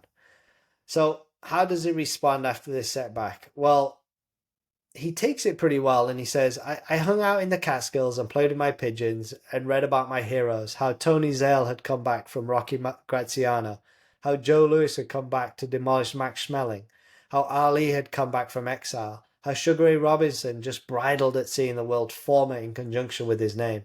My narcissism started working back again. I started thinking that I was from these guys' bloodline. I knew that it was inevitable that I would get back those belts. It seems very much like this is a driver for him to get back to basics, to start to remove all of that distraction and all of the external noise, and really sort of connect or reconnect with the environment that Cus had created with him and Teddy Atlas in the Catskills. So it seems like all along he knows what to do, he just hasn't done it, which reading through this makes it incredibly frustrating. In an interview, he says, now I can't quit. I'm a whore to the game, I told one reporter. Now I have to prove something. In fact, now I wonder sometimes if I'm not bigger than I was before. Yeah, I think this could be a defining moment in a career. And he talked about the importance of the loss that he had at the amateur level as well, and how that allowed him to refocus and allowed him to come back with a little bit more verve or a little bit more drive. And I think this might be a somewhat parallel to that, but obviously at the very highest level of the professional ranks. Yeah. And he said, I was sad and embarrassed and doubting myself after my loss. Jackie was always upbeat. Are you crazy, motherfucker? She'd yell at me. Do you know who you are? It was one fight, Mike. You lost. Big deal. Let's move on. You're the best. There's a few big fighters out there. There's Buster Douglas, who's obviously just won the belts. There's Evander Holyfield, and George Foreman is still out there. You think George Foreman was retired, but no, George was still out there. He says, I was such a megalomaniac that I knew that I'd win my belt back. I just knew that I had to train. While I waited to fight Stewart, Buster Douglas defended his title against Evander Holyfield. I knew Holyfield would win. Douglas went in way overweight and Holyfield was a better fighter. Douglas just quit. He got hit a little and he laid down. He was a whore for his 17 million. He didn't go into the fight with any dignity or pride to defend his belt. He made his payday and he lost his honor. You can't win honor. You can only lose it. Guys like him only fight for money. They never become legends. I can tell you that it still affects Buster to this day. Years later, I ran into him in an autograph session and we both attended. Nobody wanted his autograph. This was a guy who made history for beating me, but now this guy's legacy had been reduced to nothing. It's interesting how Mike talks about Buster Douglas, and yet Mike actually mimics a lot of Buster Douglas's behavior, goes into fights overweight and out of shape. But with Holyfield signed to fight Foreman, I had to keep busy. So Don signed me up to fight Ruddock in Vegas on March 18th, 1991. Fuck, these guys are trying to kill me out there. They're sending the big guns out to get me, I thought. I started training hard in early January. I had Tom Patty, my old housemate, when Cus was around, in my camp. We were watching TV one night, and one of Ruddock's fights came on, and I saw a flaw in Ruddock. I'm going to kill this guy, I told Tom. I knew that Ruddock was a dangerous puncher, but I also saw that I'd be too elusive for him and that he wouldn't be able to hit me solidly. So he's picking up on this little thing, and I'll just jump to pre-fight, Greg, and he says, Ruddock looked nervous and was hyperventilating. He was in with the big boys now. I knew he was going to come right at me. He was so nervous. So this very much sounds like he's gone back to his old habits of actually preparing for fights. Imagine this, going and watching tape, something that he didn't do in the Buster Douglas fight, picked up on something that, you know, Ruddock is going to do in the fight, or something that is going to be potentially used against him as a weapon, and figuring out, well, how do I spin that? How do I use that to my advantage, recognizing that it can be a little bit more elusive. And for me, this resonates with what Agassi used to do, in the way that his dad would talk to him about targeting his opponent's strengths and getting into his opponent's mind by using the strengths against him. And we talked about Agassi turning into a phenomenal returner, because at that time everyone was a great server and it was a real power game. But focusing on first of all, preparing for a boxing match. I know that sounds like a mad idea, but definitely puts you in a position to be successful. But having a clear understanding of how your opponent is going to impact your strategy and using their strengths as a weapon or a tool for your performance, I think we're getting back to the Tyson of old here. Well, he wins TKO in the seventh, and you might have spoken a little too soon there, Greg, Ooh. because immediately he has a rematch against Ruddock, and he says, "My second fight with Ruddock was an epic. He went into the fight 10 pounds heavier. I actually weighed 1 pound less. I was weak because I'd lost 35 pounds in less than a month. I was out of control before the fight. Drinking, gorging on food, fucking women. I would get up and sneak out to Roscoe's in LA for fried chicken. So I took fat burning water pills and then didn't eat anything after dark. I'd work out morning, afternoon, and night. In the second and fourth round of the fight, I knocked Ruddock down and had him in trouble a number of times, but I couldn't finish him off. I was too weak. He was hitting me hard like a mule, but I was focused. We both got points taken off for hitting after the bell. I had 2 more points deducted for low blows. It was a war, but I still won on unanimous decision." So he's training hard, but he's definitely not living a champion's life outside of the ring. Definitely not. And I'm going to pick you up because you misread that last line. It says, "But I still won an easy unanimous decision." That doesn't sound easy. That sounds like it was absolute hell. So we talked about Mike Tyson being one of the most famous people on the planet, but at this time he also stepped into infamy, and he was accused of rape by Desiree Washington. It's worth noting in the book that Tyson professes his innocence throughout the book, but this trial is not something we're going to get into a lot of detail on. We're not going to dig into it too much, but a little bit about the trial and a little bit about prison because it's a key part of his story and really his rise back up. So he says, "I didn't pay too much attention to the trial as it happened. I was an arrogant young man who couldn't be bothered with these kind of proceedings. I didn't understand them. That's what I paid the suits for. I didn't help my case myself. When I was called to testify, I was so arrogant. I was a hostile witness for my own case. By then, the writing was on the wall." So he goes to jail. He's sentenced for 6 years for rape in 1992. And he says, "At the time, I didn't realize that being in jail, even for a crime that I didn't commit, was a blessing in disguise. If I had stayed out, God knows what would have happened to me. Being locked up was the first time in my life that I could actually catch my breath and be still." But I don't want it to make it sound like that I instantly gained enlightenment and all that I was singing Kumbaya all day. It was hard to maintain my humanity in a place like that. I saw things that I couldn't understand one human being doing to another. It took me about 13 months to figure out the right way to do my time. My whole first year was hell, getting months and months added to my sentence. I was suspicious of everyone there. But after a while in prison, I began to see humanity in everyone, even the racist guards. I don't care if it's a black gang member, Nazis, Mexican gangbangers, you started to get familiar with all of them when they told you that someone in their family died or that they had problems with their wife. Once I really saw how the system worked, I began to manipulate things to my advantage. So we've got a lot there, Greg. He gets sentenced to 6 years in prison. He's struggling to start with, and then he starts to understand the system, and he starts to kind of acclimatize, and there's definitely some emotional intelligence in. Yeah, I think obviously I've got nothing to comment in terms of the prison element of things, but I think connecting with the humanity, if there is humanity in those situations, and recognizing that despite who those people are, that people are people, and that is a way that you could connect with people and find common things and have an understanding of similar struggles and things that are going on in people's life. I don't love the fact that he saw, once I saw how the system worked, I began to manipulate things to my advantage. So it's maybe a very nefarious way to use EQ, but he is showing that he's got that level of emotional intelligence. Yeah, it says, once I got acclimated to prison, I started seriously plotting my comeback. It was depressing to hear the news about who was winning the heavyweight championship. The belt was being passed around like a volleyball. I was intent on getting out and reclaiming it and showing everybody that I wasn't the loser that they thought I was.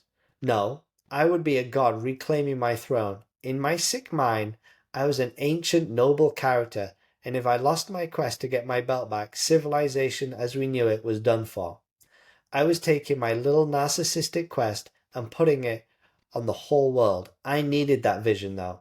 I needed that drive for accomplishment, or I would have rotted away in the prison. So I made my plan. I knew what I had to do. I knew I had to discipline my mind with the right things. The last thing I wanted to do was be docile. So in prison, he talks about once he got kind of acclimated, he trained his butt off in prison and he really focused, like he had a plan. So he was incredibly focused in that. It sounds very much like there's a little bit of goal setting going on here in a very kind of abstract way. There is a destination that he wants to get to, and he has clarity of that purpose, and maybe he has a little bit more of that internal drive that he needs in order to get there. And he's starting to recognize the steps in order to rehabilitate himself, is the perfect word here. And he served 3 out of his 6 years. And he said, I wasn't the same guy. I had become hard. Prison had basically took the whole life out of me. I never again trusted anyone, not even myself around certain people. I wanted to perform up to the most impeccable standards, but I didn't know if I could. I was 29 years old, but I felt a lot slower. I didn't have the same hunger that I had before I went to jail. And more than anything else, I felt ashamed that I'd been in prison. Every time I went to a new city, I had to go and register as a sex offender. If I forgot, I'd get pulled aside at the airport by the police. Prison just took a part of life from him that he just never ever got back. I don't know if you have anything on that piece, Greg. I think if we talk about, athletes as people and their identity and how certain events can shape and change and alter their identity, I'm unsurprised by these comments. Yeah. And his first fight out of prison in 1995 is Peter McNeely. So he's had over 4 years since his last pro fight against Ruddock. And he says, as the fight on August 19th with Peter McNeely approached, I'd get more and more surly. I'd been confident about it at first because I was in such great shape coming out of jail. But when we started sparring in camp in Ohio, I got hit with a few punches from an amateur young kid and it hurt like hell. I wasn't accustomed to getting hit. I was supposed to box 5 rounds, but after 2 I said, that's enough for today. I'll come back tomorrow. Fuck, I couldn't believe how this little amateur kid had hurt me so bad. Taking punches was definitely different from being in shape, I thought. How could I beat McNeely when the amateur nearly stopped me? If I had any doubts, they were dispelled when I got in the ring and stared at McNeely. We came together for instructions, and he wouldn't look at me. A year after the fight, he told some reporter what was going through his mind. And he said, Tyson came into the ring with this thuggy song, and I wasn't prepared to be scared. I was checking him out at the press conference, and he wasn't that big in street clothes. I stood in my corner with my back to him. That's not where you want to get beat, staring at your opponent. I was just going to have a little look at his belly button. When he got to the middle of the ring, well, Pandora's box. I have a little peek, and he's all pumped up. He's so wide. His lats are gigantic. His neck, his cranium. He's a fierce-looking individual. I winked, and he blew a kiss. I was scared. See, hearing kind of McNeely's side of things there about the body language. I don't know if you have anything. I'll just take a peek. I'll look at his belly button, and then boom, you see how big he is.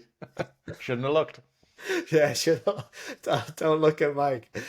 Well, he beats McNeely and he has an opportunity to fight Frank Bruno again. And so he's fighting Bruno in 96. He said, I'd only been out of jail for a year and Don already had me fighting Frank Bruno for his belt. And I really wasn't in shape either physically or emotionally for that sort of pressure again. I was interviewed by Ring Magazine and I could feel my anguish. I find myself more nervous now than at the beginning of my career or when I was champion. Maybe it's slight insecurity. Even in training, I find myself taking that last breath. I don't know if it's good or not. I don't know what to do. But you have those doubts. I guess that's what pisses you off. You have those doubts about yourself, even though you've been successful for so many years. So there's definitely now doubts have started to set in. He's come out of prison. He's a little bit slower. And now he's stepping up. You know, Frank Bruno was a champion at one stage in his career. And he's having those doubts, Greg. Yeah, those doubts are unfortunately going to follow you throughout your entire career. So coming through, it's will I ever be successful? When you're successful, it's can I sustain this success? When you're unsuccessful, it's will I ever be successful again? And it's just the gift that keeps on giving. It's very much like that. idea of fear, right? It's being able to manage that and perhaps use that as fuel, right? We talk about athletes that work so hard and prepare so hard because they have those doubts and they want to make sure that they take care of everything that you can possibly take care of in order to perform at their best. Not sure that this is exactly what's happening with Tyson. It might be a little bit more dysfunctional than that, but doubts, they're part and parcel of elite performance, unfortunately. Absolutely. Well, he didn't have to worry too much. He says, when Bruno entered the ring, I smelled the fear on him. He must have crossed himself a dozen times while they played the British national anthem. Him being scared gave me a real confidence boost. I knew that Bruno really didn't want to be in there. So all I had to do was be tough and hit him with some good shots, and it would be a wrap. And he wins TKO in the third round. And he says, I was champion again, which meant I would be even bigger target for scamsters, cheap hustlers, conniving women, and every con artist around. I couldn't even count the massive amount of money that my management team paid out to keep gold diggers and ambulance chasers away. So he's earning a lot of money, and there's still a lot of people trying to get after his money. He said, I'd fought 8 rounds since getting out of jail, and I'd earned $80 million. That was all that people focused on. Nobody ever gave me any credit for coming out of jail after 3 years behind bars and winning 2 championship belts. That hurt my heart a lot, not to get that recognition. So now I have 2 belts, tons of money, and I should have been a happy camper, but that's not who I am. I was always depressed, a wretched person. I'd been on medication since I was a kid, and I was probably still getting medicated after I got out of jail. But then I began to self-medicate. I was dying to smoke pot the whole time I was in jail, but I didn't dare do it because they'd do random piss tests. So he's got a lot of money, he's got his belts back, but he just can't help himself. Yeah, money doesn't buy happiness. So I've been told. I wouldn't know. I'd love to find out. But it appears, based on Mike Tyson's story, that money doesn't buy happiness. And again, it starts to attract all of those bad influence and sort of scummy people back into his orbit, as it were. Now we get into really some of his most famous fights. And in 1996, he faces Evander Holyfield and says, if I would have fought Holyfield in 91, when I was supposed to fight him originally, I would have knocked him out. He knows that. Everyone in his camp knows that. The best thing that ever happened to him was that I went to prison. That's when I lost all my timing. I couldn't be a tough 8-round fighter I had been. I told everybody that I wasn't ready to fight major league fights, but Don was pushing me and I wanted the money. I was being greedy, so I took the fight. Holyfield had been in training in the mountains for 17 weeks like a dog, but Croc was hearing some bullshit disinformation that he wasn't even in shape. Mike, you're going to kill this guy, they kept telling me. Well, Holyfield, it makes me laugh. Oh man, it makes me laugh. Holyfield's been training like a dog for 17 weeks. 17 weeks. I mean, how can you not be in shape in 17 weeks? Oh, and his team's telling him, oh, you're going to kill this guy. Well, Holyfield wins in the 11th round TKO. And immediately Tyson wants a rematch. He says, I wanted to fight Holyfield right there. I was so mad. I was really sore and beat up. I started training the next day. I was angry that I lost my title. But I never looked back at fights. I was like, oh, fuck it. It just happened. And I would start my day over. I know who I am. And I know I'm a man. A guy like Holyfield based his whole existence around boxing. And that's why he continued to fight for so long. I was raised by Cus D'Amato. He'd always say that boxing is not your life, it's what you do for a living. He said, losing, winning, never take it personal. Every time I lost, I just dealt with it because it never became my life. And that's what I was taught. So, Greg, we've used this before. It's what you do, it's not who you are. The temptation here is to massively identify with what your profession is. We've talked about that with coaches. I think here is that line, losing, winning, never take it personal. It's obviously really hard to not take these things personal. And I find it useful working with athletes to try and separate behaviors from who you are as a person. Who you are as a person is really tough to change, and it's pretty resilient and well-formed. But your behaviors are easily correctable. So if you win, what were the behaviors that got you there? If you lose, what were the behaviors that maybe didn't get you to where you wanted to go and need to be changed? What were some of the good things you need to do? But it's not necessarily changing holistically who you are as a person. more just making sure those behaviors are in alignment and congruent with what you're trying to achieve. Absolutely. And from the first fight with Holyfield, there was a lot of accusations that Holyfield fought pretty dirty, lots of headbutts in there. And this was a theme that continued into probably Mike Tyson's most famous ever fight. So in 1997, he has a rematch with Holyfield. And he says, then Holyfield butted me again. It was obvious to anyone watching that Holyfield's tactics was to wait for me to throw a punch and then he'd burrow in with his head. So the headbutts were not accidents. They were a strategy. Now Holyfield started looking at the cut on top of my eye. He started charging at me with his head. He was taller than me. So what was he doing with his head underneath my head? I was getting frustrated. When the third round began, I was furious. I was so anxious to start fighting that I left my corner without my mouthpiece, but Richie called me back and put it in. They could feel the fight had shifted. That's when he started butting me again. I started feeling weary, like I was blacking out a little bit, but my anger, my adrenaline jolted me. I just wanted to kill him. Anybody watching could see the headbutts were so overt. I was furious. I was an undisciplined soldier and I lost my composure, so I bit him on the ear. People think that I spit out my mouthpiece when I bit him, but I didn't. From that point on, I don't remember too much because I was so enraged. So that's the first biting instance. Greg, we're hearing kind of a little loss of composure here. I think this is definitely a loss of composure. I'm not perfectly acquainted with the Marquis of Queensberry rules of boxing, but I'm pretty sure biting is not allowed. What do we mean by composure? For me, composure is the ability to stay calm and in control under pressure. Very, very important. Now, why is under pressure important? Because, well, me and you, we're calm and in control right now, but there's no pressure going on.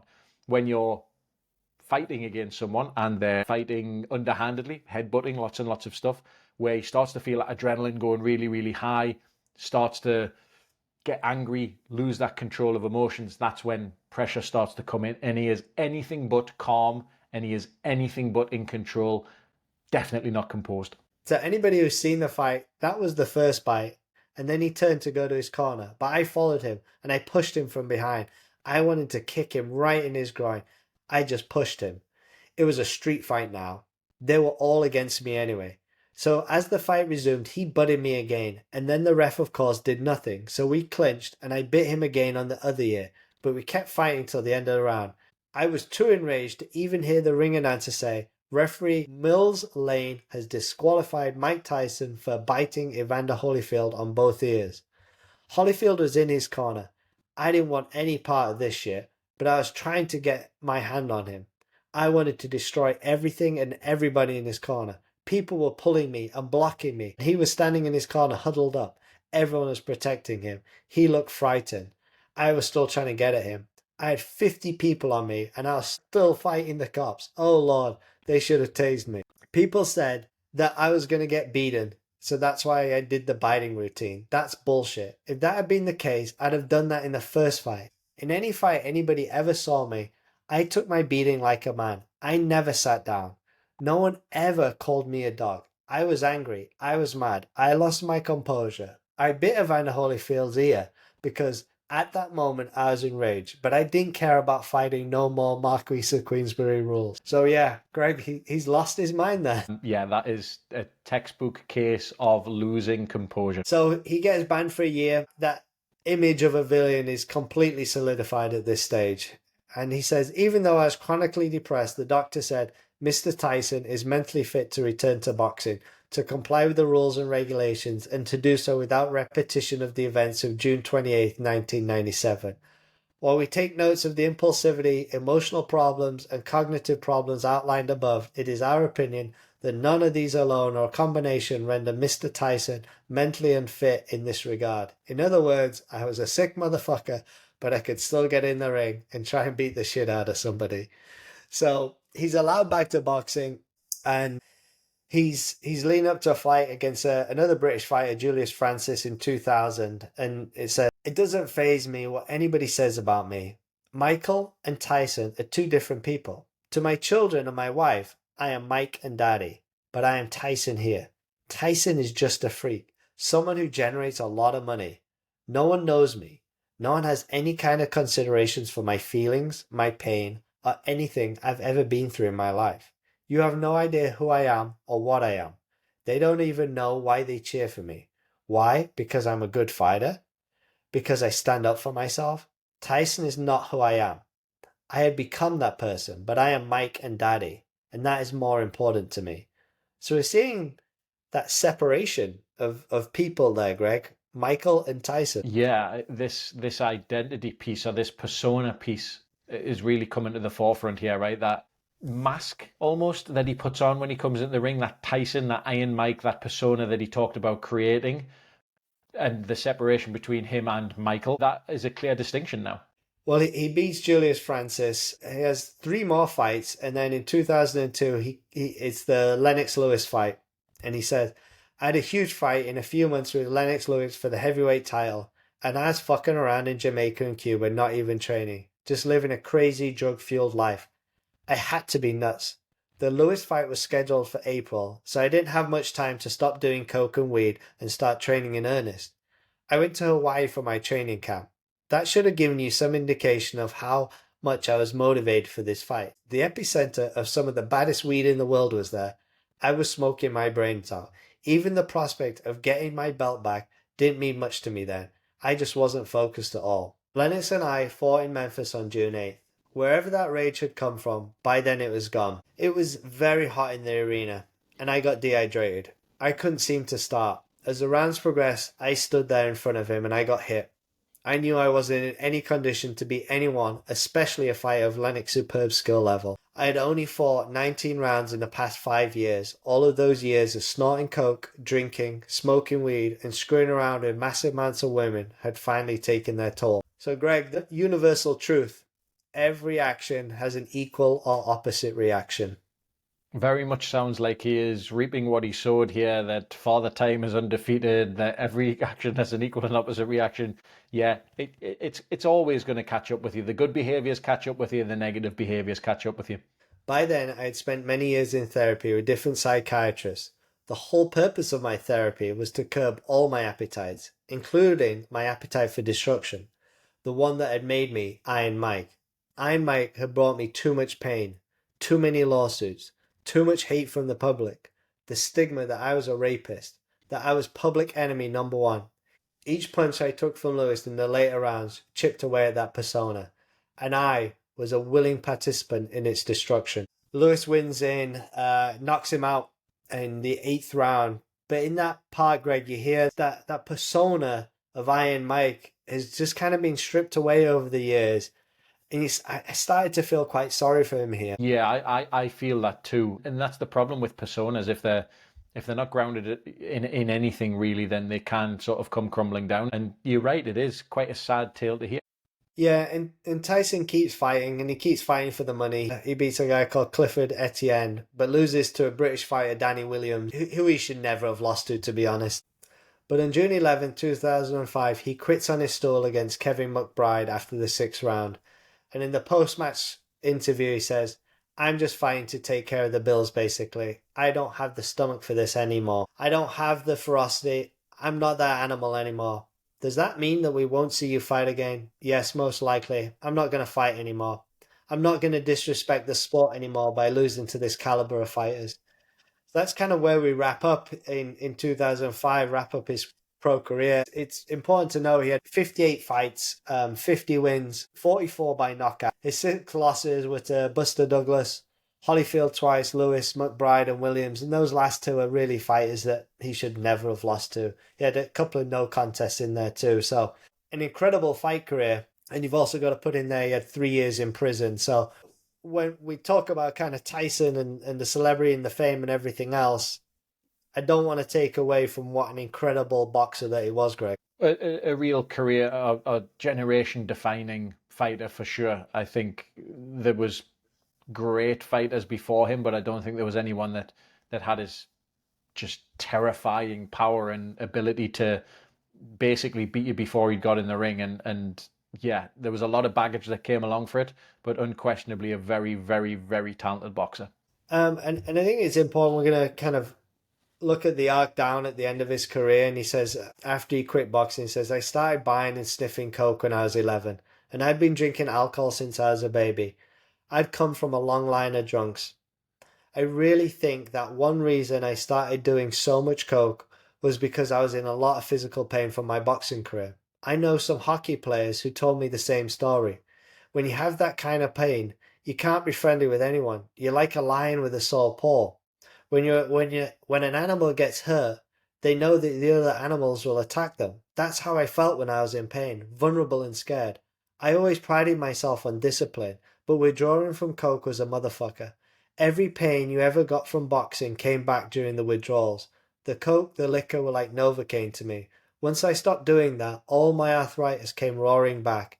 I was a cripple. I couldn't walk. My feet hurt so bad. Even today, I still have to have a cortisone shot every once in a while to get me through the pain.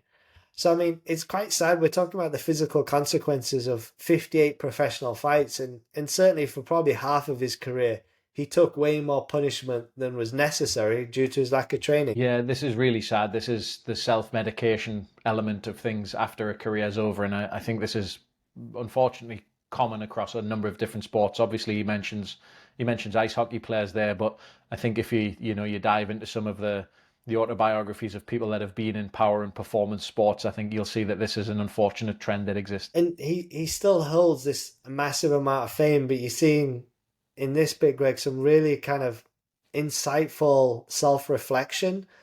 And where he is a little bit later in life, he says, you get to meet kings and queens and princes. Everything's carte blanche. People open doors for you. You never have to wait in line to go in a club. You always have a table at the finest restaurants in the world. It was just a wonderful world to live in. It seemed like one big blur. But one thing I did realize is that none of that filled that big hole that I had in my soul. I never truly respected the championship. It all came very easy.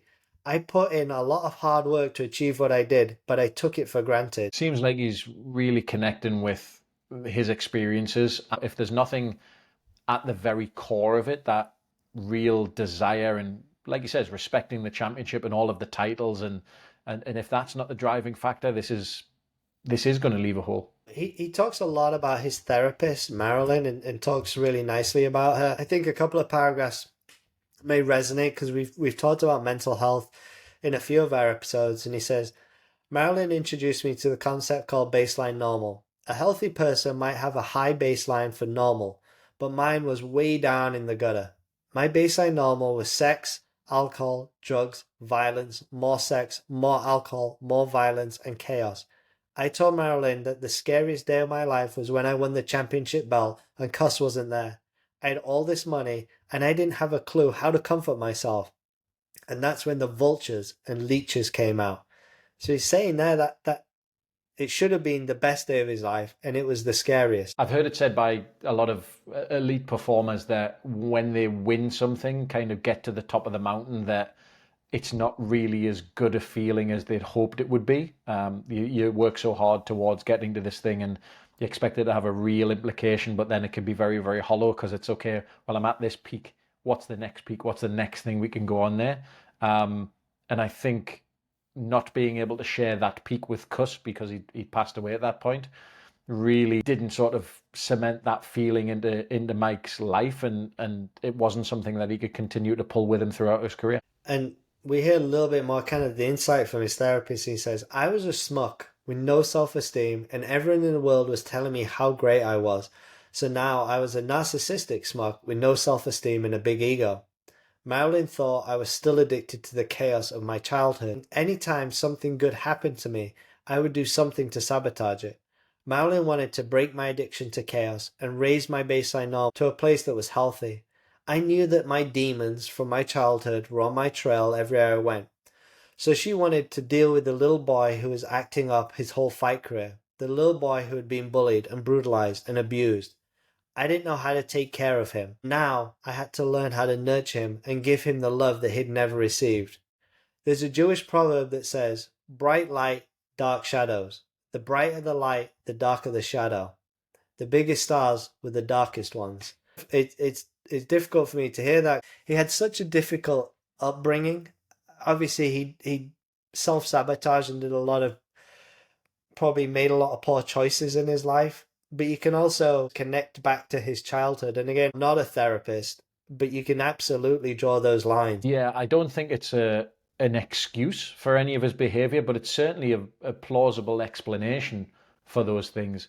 And it's very, very difficult to outrun your past and outrun your history. And when you're being asked to do that on the world stage with fame and fortune and people feeding ego, and you're not just a normal sort of man on the street, as it were, who can deal with it in a very sort of quiet manner, it's got to be even more difficult. Yeah, in the next couple of years from 2009 to 2011, you start to see glimmers of him turning himself around. He's still struggling with addiction, but he said, I had another great fortune that year. I was inducted into International Boxing Hall of Fame in June.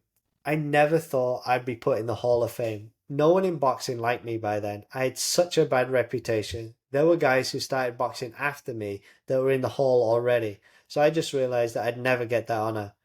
I knew how those old fighters must have felt, down and out, broke, just waiting day after day for a call that might never come.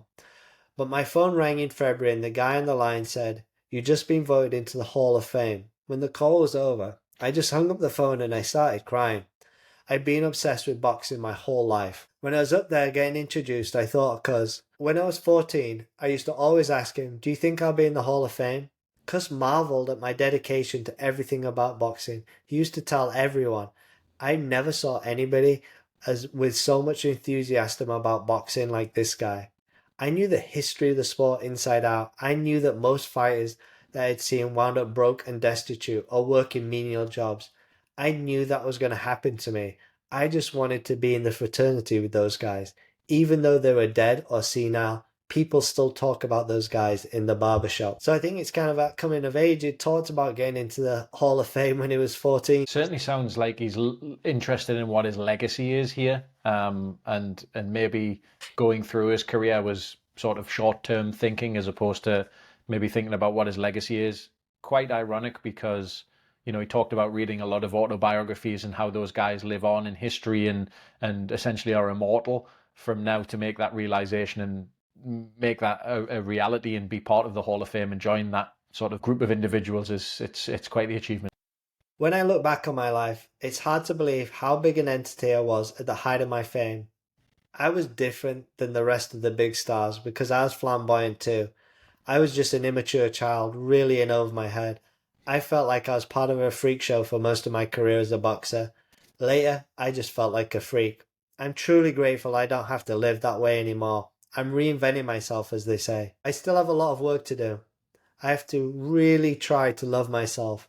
Not on a superficial I'm great level, but to really examine who I am. That's going to take a whole bunch of struggle, a whole bunch of thinking, and a whole bunch of therapy. I can't underestimate how much therapy has played a role in changing my life. You get to this age and you just thank God for letting you live another day. He didn't owe us that day, so you have to live every day like it's your last. You have to take personal responsibility. You can't blame things on society. If you want to be a better person, you have to look within and overcome that. You are your own worst enemy, and I know I am my own worst enemy. The only thing I did was fight, fuck, and bring kids into this world. Boxing, bitches, and babies. My baseline normal is to destroy myself, and when I don't do that, I think I should get rewarded. I'm a piece of shit who thinks the world revolves around them. I have the lowest self-esteem in the world, but the biggest ego God could ever create. And that is where we'll leave it, Greg.